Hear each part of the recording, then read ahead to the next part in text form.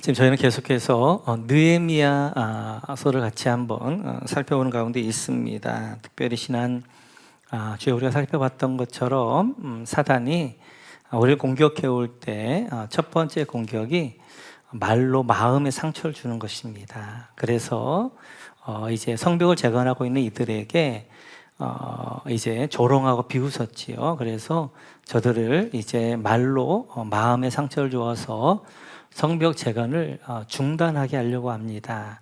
근데 그때 느헤미야는 참 대처를 잘하게 되어져요. 그래서 사탄이 어떻게 공격해 올 때 그 공격을 어떻게 대처해야 될 건가를 잘 알고, 느헤미야는 이제 그 사단의 공격에 대하여 하나님 앞에 탄원기도, 토설기도를 드립니다. 그리고 우리가 지난주에 봤던 것처럼 우리가 느헤미야라고 생각할 수 없을 정도로 아주 저주 섞인 그러한 기도를 드리고 있는데요. 이 기도는 느헤미야의 기도이기보다는 느헤미야가 백성을 대표해서 기도하는 것입니다. 그래서 백성들의 마음에 있었던 울분, 그리고 그 억울함, 이런 것들을 토설기도, 탄원기를 통하여서 다 하나님 앞에 쏟아놓게 만들었던 거예요. 그랬더니 하나님이 그들의 마음을 치유하십니다. 그들을 회복하십니다. 그리고 이제 그들이 그 회복과 치유가 일어난 다음에 이렇게 하지요. 우리 한번 6절 같이 한번 읽어볼까요? 6절 같이 읽습니다. 이에 우리가 성을 건축하여 전부가 연결되고 높이가 절반에 이르렀으니 이는 백성이 마음들어 이를 하였음이니라. 아멘. 여러분 여기다 우리가 성을 건축하여 여기다 밑줄 그어주시고요. 이렇게 이제 사탄이 또 사마리아 사람들 동원해서 예루살렘 사람들의 마음을 상하게 했던 것은 성벽 재건을 멈추게 하려고 했던 것입니다. 그러나 그거에 대하여서 느헤미야는 성벽 건축을 멈추지 않고 성벽을 계속 건축해 갑니다. 그 다음에 여러분 전부가 연결되고 여기다 밑줄 그어주시고요. 그리고 이제 이렇게 성벽이 건축되다가 이제는 전부가 연결되어졌습니다. 우리가 봤던 것처럼 42구역으로 나눠서 이제 여기서부터 건축이 되어지고 성물 중심으로 여기서 건축이 되어졌는데 서로 건축해가지고 이것이 이렇게 연결되어지는 거죠. 그러니까 지금 이제 이렇게 방해 이런 가운데서도 성벽들이 42구역으로 나눠서 서로 지타가 연결되어진 거예요. 그래서 전 예루살렘 성이 다 연결되어지게 되어졌고, 그리고 그 높이가 절반만큼 되어졌습니다. 이제 절반 이상의 높이는 같이 연결되어진 다음에 함께 지어가게 되어지죠. 그 다음에 여러분들 보시면 이제 이는 백성이 마음 들여 일을 하였음이니 여기다 밑줄 그어주시고요. 이렇게 성벽 재건이 멈추지 않고 계속 진행될 수 있었던 것은 백성들이 마음 들여서 일을 했기 때문에, 이 말을 좀 쉽게 하면 백성들이 기쁨으로 이제 이 성벽 재건을 사역을 감당해 갑니다. 지금 한번 보세요. 느헤미야가 얼마나 대단한 이제 리더십을 발휘하냐면 사탄이 마음을 공격해요. 그러면 마음이 상하게 되어지면 일을 하고 싶은 마음이 없습니다. 모든 것들을 다 내려놓고 싶습니다. 그랬더니 느헤미야가 뭐 하라는 거예요? 백성들의 마음을 어루만지는 거예요. 그래서 백성들과 함께 어떻게 하는, 하나님 앞에 토설기도, 그 다음에 탄원기도, 그들의 마음을 다 쏟아놓게 만들어요. 그랬더니 하나님이 그들의 마음을 치유하게 되어지니까 어떻게 하는, 이들이 마음이 기쁨으로 일을 하게 되어지는 거예요. 그래서 사단은 이 일을 통하여서 도리어 이제 성벽 건축을 중단하게 하려고 했는데, 그 성벽 건축이 도리어 이 일 때문에 어떻게 하는 거예요? 백성들이 기쁨으로 이 일들을 해나감으로 말미암아 성이 이제 연결되어지고 그 다음에 절반까지 완성되어지는 것들을 볼 수 있습니다. 그러니까 느헤미야 리더십에 대단한 것 중에 하나는 이제 마음을 어루만질 줄 아는 지도자였다는 거예요. 그러면 이러한 이제 리더십을 이 느헤미야는 어디서 배웠느냐? 그는 하나님에게서 배웠습니다. 출애굽기에 보면 이렇게 말씀하는데요. 같이 한번 읽어볼까요? 시작.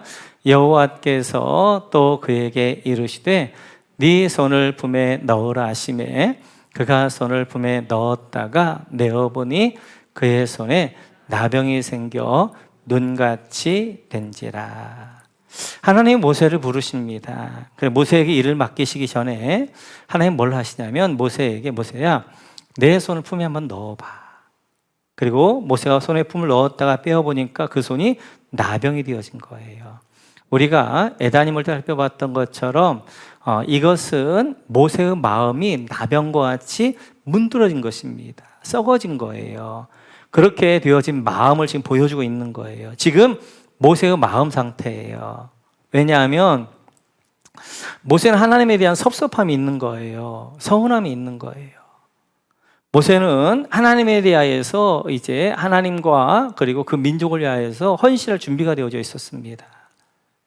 그래서 자기가 잘하면 애굽의 왕이 될 수도 있었는데 자기의 모든 것들을 다 내려놓고 백성과 함께 고난받기를 기뻐했어요. 그래서 그가 40살 정도 되어졌을 때, 이 정도면 내가 이제 리더십도 있고 이 정도 되어졌으면 내 민족을 구원할 수 있겠다. 그래서 그가 그 백성을 구원하려고 일어났거든요. 이때 하나님이 도와주셔야 돼요. 이때 하나님이 조금만 도와주셨다면 이제 이스라엘 백성들과 함께 하나님의 약속을 이룬 출애굽을 할 수 있었단 말이에요. 근데 이때 하나님이 가만히 계신 거예요. 그리고 도리어 이것 때문에 이제 모세는 정치범이 되어지고, 그리고 미디안 광야에 40년 동안 정말 처절한 시간들을 보냈거든요. 그런 섭섭함이 모세 안에 있는 거예요. 그러니까 지금 80이 되어져서 하나님이 모세를 찾아왔습니다. 내가 너로 내 민족을 구원하게 하겠다라고 하니까 모세의 마음에는 반발이 생긴 거죠. 아니, 내가 하나님을 위해서 일한다고 할 때는, 그리고 마흔이라는 이 젊은 나이에 내가 힘도 있고 내가 할 수 있는 가능성이 이때 헌신했을 때는 왜 하나님이 가만히 계시더니 그때는 안 도와주고 80 되어져서 이제는 그냥 내일 모레 언제 죽을지 모르는 이 늙은 나이에 하나님 부르셔서 왜 나로 하여금 이제 이스라엘 백성들을 구원해내라 하는 것이죠. 그 섭섭한 마음이 있는 거예요. 서운한 마음이 있는 거예요. 그 마음이 마치 나병과 같이 문둥병과 같이 문드러져 있는 마음인 것입니다. 우리가 하나님의 일을 하다 보면 특별히 하나님 앞에 헌신하는 분들에게 갖게 되어지는 많은 이제 것들 중에 하나가 뭐냐면 하나님에 대한 서운함입니다. 내가 하나님을 위해서 이렇게 열심히 했는데, 하나님을 위해 내가 이렇게 헌신했는데 하나님이 도와주지 않나? 이런 서운함들이, 섭섭함들 우리에게 있어요. 특별히 이제 우리 목자 목녀님들에게 더 그렇지요. 목원들 위하여서 이렇게 내가 애쓰는데 하나님이 조금만 도와주셔서 목원이 조금만 도와주고 조금만 변화되면 내가 얼마나 기쁨 가운데 할 수 있는데, 그렇게 기도하고 섬겨도 그렇게 해도 아무런 변화도 없는 것 같고, 목장을 위해서 내가 정말 헌신하면 그렇게 해도 목장이 이제 더 풍성해지지도 않는 것 같고, 이때 하나님에 대한 그리고 기도를 아무리 드려도 응답이 없는 것 같고, 이럴 때 하나님에 대한 섭섭함이 좀 있을 수 있어요. 서운함들이. 그래서 오늘 이제 모세도 마찬가지입니다. 그렇게 마음이 섭섭하고 서운한 마음이 있는 그 모세, 그래서 하나님 모세의 마음을 보게 하신 거예요. 그리고 7절에 보면 하나님 이렇게 하십니다. 같이 한번 읽어볼까요? 같이 시작. 이르시되 내 손을 다시 품에 넣으라 하시매 그가 다시 손에 품을 넣었다가 내어보니 그의 손이 본래의 살로 되돌아 왔더라. 나병이 되어진 손을 다시 품에 넣어보라고 말씀하셔요. 넣었다 빼어보니 그것이 온전하게 되어집니다. 앞으로 과정 가운데 하나님이 내가 네 마음 치유할 거야. 내가 네 마음 알아. 네가 나에 대한 섭섭한 마음 가지고 있는 거 알고, 네가 지금 어떤 마음인가, 네 마음이 어떤 상태인가 내가 알아. 그러나 그 마음 내가 치유할 거야 라고 하시면서 하나님께서 주신 약속입니다. 모세뿐만 아니라 이스라엘 백성들도 마찬가지예요. 6장 한번 볼까요? 출애굽기 6장 9절 같이 읽죠. 시작. 모세가 이와 같이 이스라엘 자손에게 전하나 그들이 마음의 상함과 가혹한 노역으로 말미암아 모세의 말을 듣지 아니하였더라. 하나님이 이스라엘을 이제 애굽에 출애굽시키겠다고 한 거예요. 그런데 백성들이 말을 안 들어요. 왜냐하면 그들은 마음의 상함이 있기 때문에. 마음이 상한 거예요. 그러니까 하나님 말씀도 안 듣는 거예요.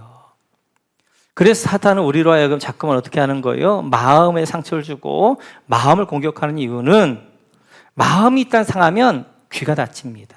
하나님 말씀이 안 들립니다. 그리고 하나님 말씀을 안 들어요. 안 들어. 지금 백성들도 마찬가지예요. 이스라엘 백성들도 마음의 상함이 있는 거예요. 그래서 하나님의 말씀을 모세를 통해 주신 말씀을 안 듣는 거예요. 그 상황을 아시고 어떻게 하는 거예요? 이제 애굽의 10가지 재앙도 어떻게 보면 이제 바로가 이스라엘 백성을 놓아주지 않아서 내린 재앙이기도 하지만 사실은 모세의 마음을 이스라엘 마음을 치유하는 거란 말이에요. 그동안 이스라엘 백성들에게 가혹한 이제 이렇게 노역을 시켰던 그들을 하나님이 이제 벌하면서 이스라엘 백성들 마음 뭐가 일어나는 거예요? 치유가 일어나는 거예요. 치유가. 그러자 이제 마지막 재앙 때 같은 데는 어떻게 하는 거예요? 눈에 보이지 아무것도 없지만 어린 양의 피를 문 좌우설주와 문인방에 바르라 라고 했더니 그들이 순종하게 되어지고, 그들이 순종할 수 있었던 것은 마음의 상처가 마음이 치유가 되어지니까 하나님 말씀을 순종하게 되어지는 거예요. 하나님은 모세에게 일을 시킬 때도 마찬가지였고 이스라엘 백성들을 출애굽시킬 때도 마찬가지고 먼저 뭘 했냐면 마음을 어루만지셨어요. 사람은 감정의 동물이기 때문에 마음이 어루만지지 않고는, 마음이 치유되지 않고는 하나님의 말씀을 아무리 좋아도 순종하지 않습니다.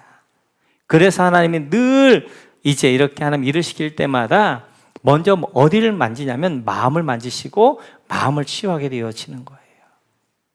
이런 하나님을 느헤미야는 잘 알고 있는 거예요. 그래서 지금 이제 그들과 함께 일을 해나가는 데 있어서 일이 중요한 게 아니라 저들의 마음을 먼저 치유하는 게 중요하단 말이에요. 사단도 잘하는 거예요. 그러니까 가장 먼저 뭘 공격하는 거예요? 마음을 공격하는 거예요. 그리고 그거에 대해서 느헤미야도 어떻게 하면 대처를, 그들의 마음을 치유하는 걸 먼저 대처하게 되어지니까 마음이 치유되어진 이들이 어떻게 하는 거예요? 마음을 들여서 기쁨으로 일을 해나가게 되어지니까 일이 되어지는 거예요. 그래서 이제 전부가 다 연결되어집니다. 그래서 이제 이렇게 멈추지 않고 일을 하게 되어지는데, 그러면 사단은 한번 공격하고 마느냐? 그렇지 않지요. 또 다른 공격이 이어집니다. 우리 한번 7절 같이 한번 읽어볼까요? 7절입니다. 같이 죠. 시작. 산발랏과 도비야와 아라비아 사람들과 암몬 사람들과 아스돗 사람들이 예루살렘 성이 중수되어 그 허물어진 틈이 메꿔져 간다함을 듣고 심히 분노하여, 여기 보면 심히 분노하여에다 밑줄 그어주시고요. 우리가 지난주 살펴봤던 것처럼 이스라엘 백성은 사방에 우겨쌈을 당합니다. 북쪽에는 사마리아, 남쪽에는 아라비아, 동쪽에는 암몬, 서쪽에는 아스돗 블레셋. 그들이 이제 어떻게 예루살렘 성에 중건된다는 듣고 어떻게 하는 거예요? 심히 분노하게 되어지는 거예요. 사방에 우겨쌈을 당하는 것입니다. 8절에 그들이 이렇게 하자고 이야기합니다. 8절 같이 한번 읽어볼까요? 시작. 다 함께 꾀하기를 예루살렘으로 가서 치고 그것을 요란하게 하자 하기로. 여러분, 예루살렘으로 가서 치고 밑줄 그어주시고, 요란하게 하자 밑줄 그어주시고. 두 번째 공격은 협박과 위협입니다. 우리가 너희 예루살렘을 치겠다, 전쟁을 하겠다는 거예요. 치겠다. 그래서 예루살렘을 요란하게 다 흩어버리겠다라고 협박하고 위협하는 것입니다. 사단의 두 번째 방해 전략은 협박과 위협이에요. 첫 번째 전략이 마음을 상하게 하는 거였어요. 내적인 공격이었단 말이에요. 근데 그 마음을 상하게 하는 것들을 실패하게 되어지니까 두 번째는 외부적인 이제 이렇게 협박과 위협을 합니다. 너희를 다 전쟁하겠다, 그리고 너희를 다 흩어버리겠다, 이제 그것들을 위협하는 것들을 볼 수 있어요. 사람들 그렇지요. 그래서 우리가 봤던 것처럼 우리 고난은 뭐였어요? 플러스 덧셈 고난과 뺄셈 고난이 있는 거지요. 그래서 때때로 덧셈 고난, 이제 미혹함으로 우리를 유혹할 때도 있고, 뺄셈 고난, 이제 어떤 외부적인 환난과 핍박을 통하여 우리를 할 때도 있게 되어지고, 이 두 가지가 늘 병행하는 것입니다. 그래서 늘 사단 우리를 넘어뜨릴 때 두 가지, 하나는 마음을 유혹하는 것, 그래서 우리를 미혹하는 것, 또 하나 그것이 안 되어지면 외부적으로 핍박하고 환난하고 위협하고 협박하고 이런 걸 통하여서 우리를 넘어뜨려고 하게 되어지죠. 이거에 대해서 느헤미야는 어떻게 대처했는가? 우리 9절 같이 한번 읽어볼까요? 9절입니다. 같이 죠. 시작. 우리가 우리 하나님께 기도하며 그들로 말미암아 파수꾼을 두어 주야로 방비하는데. 아멘. 여러분, 하나님께 기도하며 밑줄 그어주시고, 파수꾼을 두어 주야로 방비, 여기다 밑줄 그어주시고.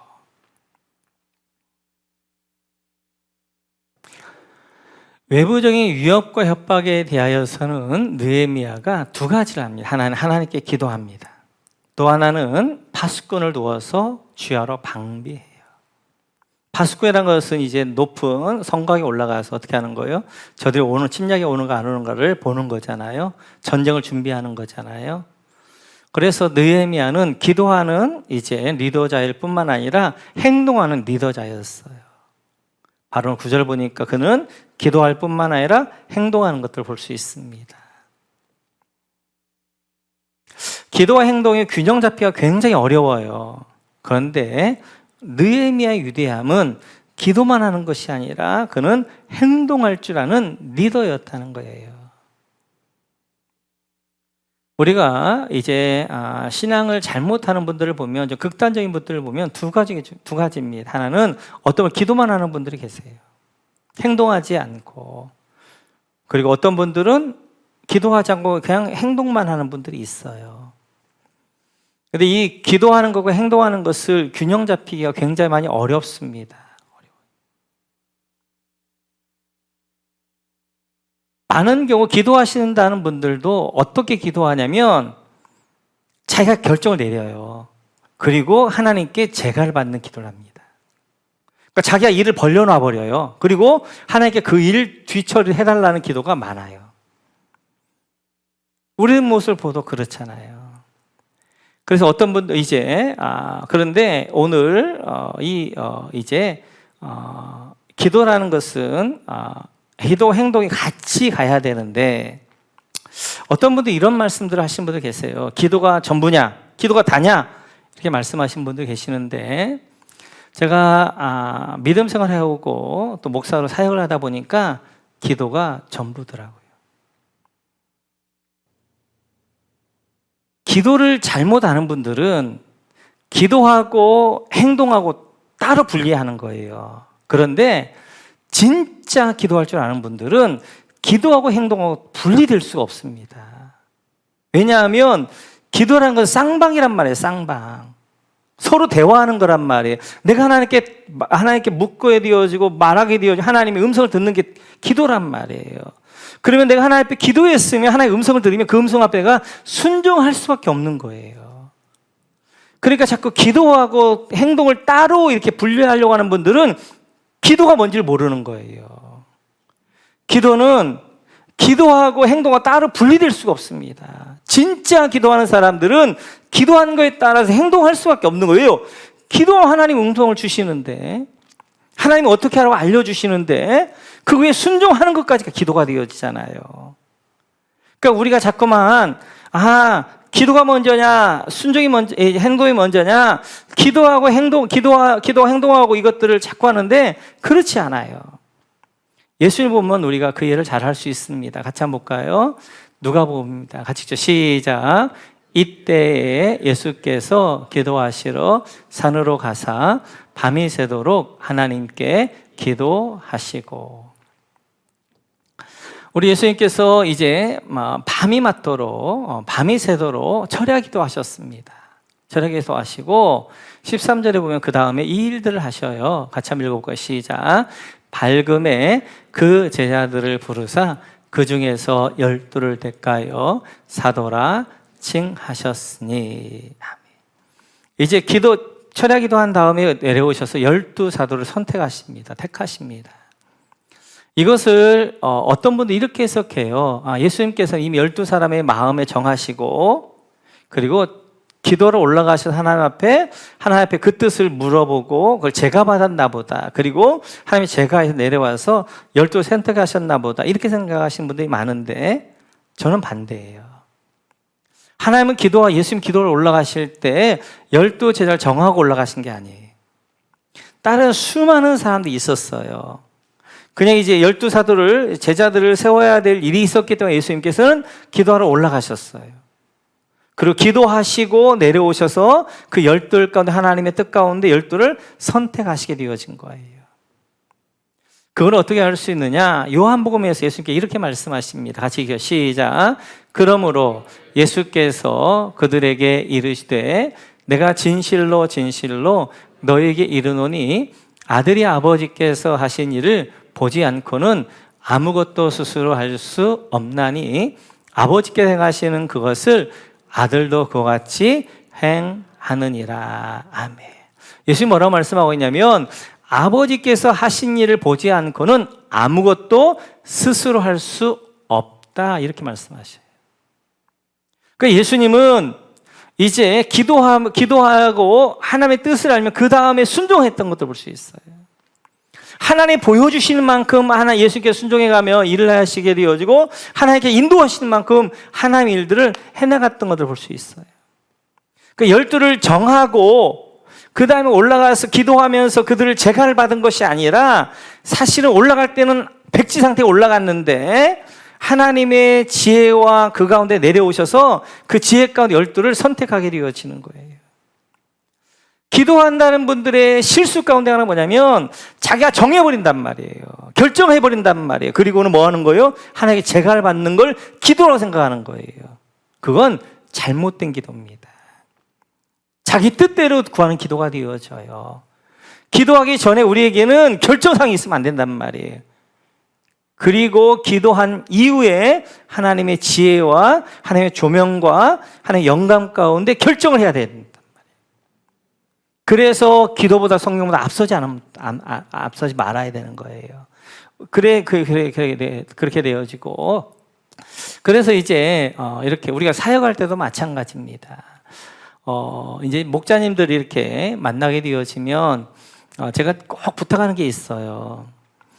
목자 사역은 출발이 어디서부터 시작하느냐? 내가 목을 위하여서 해줄 수 있는 게 아무것도 없다는 걸 깨닫는 데서부터 사역은 시작하는 것입니다. 처음에는 내가 뭔가라도 해줄 수 있다고 생각하는 거예요. 그런데 목자 사역을 하다 보면 깨닫는 게 하나가 있는데 뭐냐면 내가 해줄 수 있는 게 아무것도 없구나. 우리가 목을 위해서 뭘 해줄 수 있겠어요? 내가 뭐 의사가 되어서 아픈 병을 치료해 줄 수 있겠어요? 아니면 이제 사업을 하는데 사업비를 해줄 수 있겠어요? 아니면 뭘 해줄 수 있겠어요? 대신 내가 아무것도 할 수 없다는 걸 깨닫는 데로 출발하지만 거기서 멈추면 안 되는 것이고 이 일에 기도를 초청한 것이다, 하나님이. 그래서 내가 할 수는 없지만 이제 전능하신 하나님 앞에 기도 올려드리고 기도하라고 우리를 부르신 것이다. 그래서 목자와 목녀 사역의 가장 중요한 사역이 기도 사역인 거예요. 기도 사역. 그래서 우리가 아무것도 해줄 수가 없지만 하나님이 이제 하나님께 우리 기도할 수는 있잖아요. 기도하는 거예요. 그래서 그 목자가 목원을 위해서 막 기도하다 보면 하나님이 내가 할 수 있는 것들을 보여주셔요. 알려주셔요. 지혜를 주셔요. 그러면 그만큼 어떻게 하는 거예요? 그 삶에 들어가서 그만큼을 내가 해주는 거예요. 그리고 또 빠지는 거예요. 그리고 또 그 목원을 위해 기도하는 거예요. 기도하다가 하나님이 또 지혜를 주셔요. 하나님 내가 지금 이 상황에 할 수 있는 것들을 보여주셔요. 그럼 그만큼 또 들어가서 그만큼 또 해주고 어떻게 하면 빠지는 거예요. 그게 목자가 해야 될 일이에요. 사역도 마찬가지예요. 우리가 하나님 일을 하나가는데 우리가 자꾸만 너무나도 억지스럽게 하나님 일을 하려고 한단 말이에요. 아닙니다. 하나님이 각자를 우리 성령 인도해 주시잖아요. 각자의 음성을 주시잖아요. 헌신하게 하시잖아요. 그러면 그 헌신하게 하신 만큼 내가 헌신하면 된단 말이에요. 그 헌신의 가장 큰 것이 뭐냐면 주일 낮 예배예요. 그래서 주일 낮 예배 때 말씀을 이렇게 듣는데 하나님이 나에게 이걸 결단하게 하신단 말이에요. 오늘 말씀 듣는데 나에게 이걸 결단하게 하시는구나. 그러면 그걸 결단하고 그걸 순종해 보는 거예요. 그래서 이제 우리가 말씀 들을 때 하나님의 음성을 듣게 되어지고 그리고 이제 말씀 다 마치면 우리가 잠깐 경청기도를 하는 거잖아요. 하나님, 이번 주 주신 말씀을 통하여서 내가 어떤 결단과 말씀을 어떻게 순종하기 원하세요? 잠깐 들어보면 말씀 가운데 주셨던 결단을 주신단 말이에요. 그러면 결단기를 드리고 그 주간 그걸 가지고 사는 거예요. 살아보는 거예요. 그러면서 우리가 신앙이 어떻게 되는 거예요? 살아보면서 그 삶 가운데 주신 은혜가 있게 되고 그 삶 가운데 내가 실천할 때 주시는 하나님의 역사가 있게 되어진 거예요. 그걸 경험하게 되어지면 하나님 말씀 하나씩 순종해야 한단 말이에요. 우리가 자꾸 어떤 큰 목표를 정하고 그 목표로만 나를 억지로 맞춰가려고 하지 말고 신앙은 자연스러운 거란 말이에요. 내 안에 성령님이 인도해 가시는 그 자연스러운 앞에가 순종해 가면서 그만큼 조금 순종해 갈 때 그때 내 안에 성장이 있게 되어 기쁨이 있게 되어지는 거예요. 오늘 느헤미야도 마찬가지입니다. 이렇게 7절에서 하나님께 기도했어요.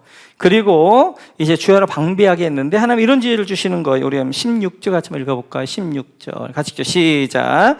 그때로부터 내 수와 사람들의 절반은 일하고 절반은 갑옷을 입고 창과 방패와 활을 가졌고 민장은 유다 온 족속의 뒤에 있었으며. 여러분, 절반은 일하고 밑줄 그어주시고 여기다 사선, 절반은 갑옷을 입고 밑줄 그어주시고 이렇게 기도하면서 이제 그들의 위협과 그러한 것 가운데 기도하면서 하다 보니 하나님 지혜 주신 거예요. 그러면 이제 우리가 이걸 멈출 수는 없으니까 절반은 일하고 절반은 이제 이렇게 무기를 들고 경계하면서 우리가 사역을 해나가자. 이제 성벽을 재건해 나가자. 그래서 절반은 일을 하고 절반은 경비하면서 이제 이런 성벽을 재건해 간단 말이에요. 그러나 또 지혜를 주셔요. 17절 같이 한번 읽어볼까요? 17절 같이죠. 시작. 성을 건축하는 자와 짐을 나는 자는 다 각각 한 손으로 일을 하며 한 손의 병기를 잡았는데, 여기 여러분 다 각각 한 손으로 일을 하며 밑줄 그어주시고 사선, 그 다음에 한 손의 병거를 잡았는데 밑줄 그어주시고. 그렇게 이제 하다 보니까 기도하면 또 지혜를 주신 것이 그냥 일만 할 게 아니라 한 손에 일을 하려고 한 손에 병기를 잡을 수도 있겠다. 한 손에 일을 하고 한 손에 병기를 잡고 그렇게 진행한단 말이에요. 그래서 그 엄청난, 어떻게 보면 성전 재건의 방해보다 더 심한 방해가 있었잖아요. 동서남북의 그 엄청난 방해, 그냥 위협이 있음에도 불구하고 그들이 멈추지 않고 52일 만에 완공할 수 있었던 이유는 기도하면서 하나님이 주신 지혜에 따라서 하나하나 해나갔더니 하나님이 그 일들을 이루게 하셨단 말이에요. 우리의 신앙도 마찬가지예요. 우리 신앙도 자꾸만 억지스럽게 하려고 하지 말고 자연스럽게 하셔요. 어디에다 성령님의 음성에 귀를 기울여 보는 거예요. 내가 지금 이 시간에 어떻게 하나님 앞에 헌신하기 원하는가. 그래서 우리가 기도할 때 하나님 음성을 잘 못 들을 때도 있지만 그렇기 때문에 주일 말씀을 통해 말씀하시는 거예요. 공동체 앞에. 그래서 말씀을 선포하지만 그 말씀을 선포할 때 하나님이 여러분 각자에게 말씀하시는 거예요. 너 이렇게 해라. 너 이렇게 해라. 이렇게 결단해. 이렇게 헌신해라. 순종해라. 그래서 말씀을 들을 때 은혜 받으려고 말씀 들으면 안 된단 말이에요. 오늘 하나님이 나에게 뭐라고 말씀하시는가? 그 말씀 앞에 내가 어떻게 결단하기 원하시는가? 내가 어떻게 순종하기 원하시는가? 그리고 그 말씀을 가지고 내가 어떻게 하는 거예요? 내 삶에 적용하면서 결단을 순종해가면서 나아갈 때 우리 안에 신앙이 나도 모르는 사이에 자라게 되어진단 말이에요. 그때 신앙이 자라는 거예요. 그래서 말씀 백날 들어도 말씀이 나를 자라게 하는 게 아니란 말이에요. 말씀에 순종해갈 때 그때 신앙의 기쁨도 얻게 하시고 그때 내 신앙도 더 자라가게 하시고 하는 것들을 볼 수 있습니다. 목자로서 주시는 기쁨은 목원들이 잘하는 거잖아요. 제가 섬기는 목장 가운데 한 목원이 지지난주 이런 고백을 하더라고요.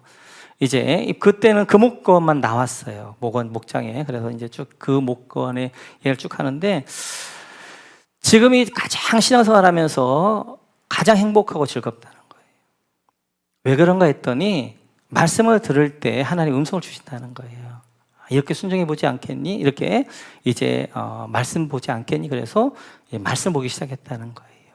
그동안 이제 동영상이나 뭐 이제 유튜브 같은 동영상, 다른 영상 봤는데 이제는 말씀 설교 동영상을 듣다가 그다가 이제 성경 동영상을 성경을 쭉 읽어가게 되어지고 또 오늘 이렇게 말씀을 듣는데 이제는 좀 기도의 자리에 좀 이제 인내하는 것은 자리를 지키는 것인데 기도의 자리를 지켜야 되지 않겠니? 라는 말씀 앞에 순종해서 일주일에 한두 번은 와서 새벽 예배에 자리를 지키게 되어지고 또 새벽 예배 못 나오더라도 그 시간은 맞춰놓고 깨어서 침대 누워서 기도하게 되어지고 기도의 자리를 지키게 되어지고 이렇게 하나씩 순종해 가다 보니까 하나씩 자리를 채워지다라는 거예요. 이제 지금은 자꾸 이게 헌금에 대하여서 자기에게 좀 이제 부담감을 줘서 그거에 대해서 헌신하고 싶다. 이제 이런 고백들을 하더라고요. 신앙이라는 건 그런 거예요. 이렇게 하나님의 말씀, 우리가 이제 기도 따로, 삶 따로가 아니라 기도하면 하나님 음성을 주시는 거. 그 음성 따라 어떻게 순종해 가고 하나씩 순종해 갈 때 어떻게 하나씩 하나님이 열어주시는 거란 말이에요. 오늘도 이제 느헤미야도 마찬가지였어요. 그래서 자꾸 우리가 잘못 알게 되어지면 기도, 행동 분리해가지고 그런데 그렇지 않아요. 진짜 기도하는 사람들은 기도 행동이 분리되지 않는다는 걸 아는 거예요. 왜요? 이것이 쌍방간이니까. 나는 하나님 앞에 기도하지만 하나님이 나에게 음성을 주시게 되어지고 그 음성에 내가 순종하는 것까지 기도가 되어지니까 오늘 느헤미야는 그런 지도자였어요. 우리 다시 한번 기억하면서 오늘 느헤미야서를 통하여서 그 어떻게 어려움들을 극복해가고 해결해 갔는가를 다시 한번 보면서 우리가 기도만 하는 것이 아니라 기도하고 그 말씀에 순종해가고 그래서 우리가 하나님이 우리 안에 역사하시고 인도해 가시는 것들을 경험해가는 우리 모든 성도들 다 되어지시기를 주님의 이름으로 축원합니다.